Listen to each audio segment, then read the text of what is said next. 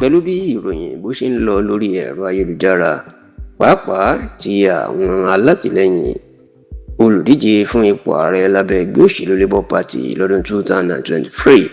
tó tún fẹ́ díje du ipò ààrẹ lábẹ́ ẹgbẹ́ òṣèlú National Democratic Congress NDC lásìkò ètò ìdìbò ọdún tó ń bọ̀.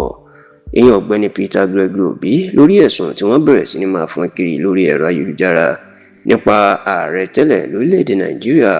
ọ̀mọ̀wé Goodluck Ebele Jonathan àti ààrẹ Bọ́lá Ahmed Tinubu.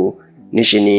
ọ̀mọ̀wé Goodluck Jonathan ló ti sọ̀rọ̀ nípasẹ̀ agbẹnusọ ẹ̀ lórí ẹ̀sùn tí wọ́n ń gbé kiri náà, tó sì jẹ́ pé Jonathan ó ti ṣàlàyé bọ́rọ̀ ṣe jẹ́ lórí ọ̀rọ̀ tó ń jà rìnrìn lórí ẹ̀rọ ayélujára náà.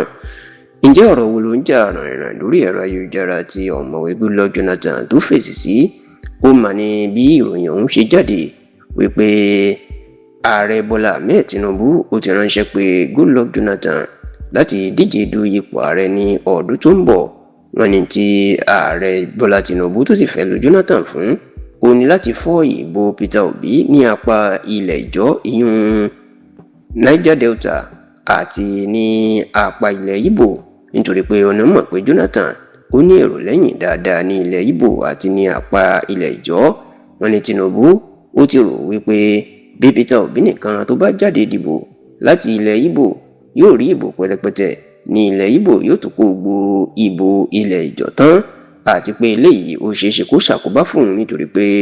ìbò ilẹ̀ Yorùbá àti ilẹ̀ Haúsá pàápàá ní gbogbo ilẹ̀ Haúsá tó ń pè ní North Central ìní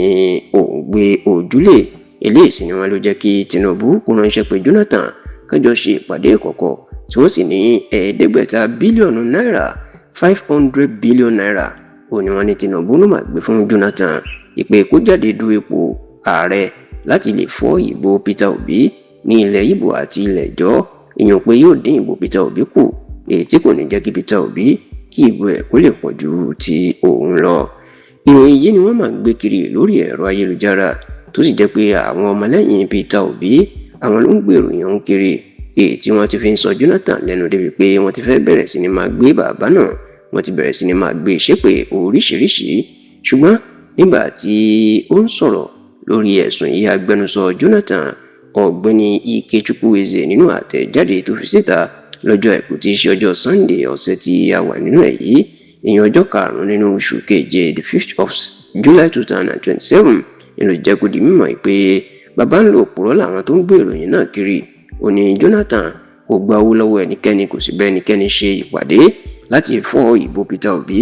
àti pé káwọn èèyàn kan má ṣe dá àwọn tó ń gbé ìròyìn ẹlẹ́jẹ̀ náà kan má ṣe dá wọn lóhùn rárá àti rárá.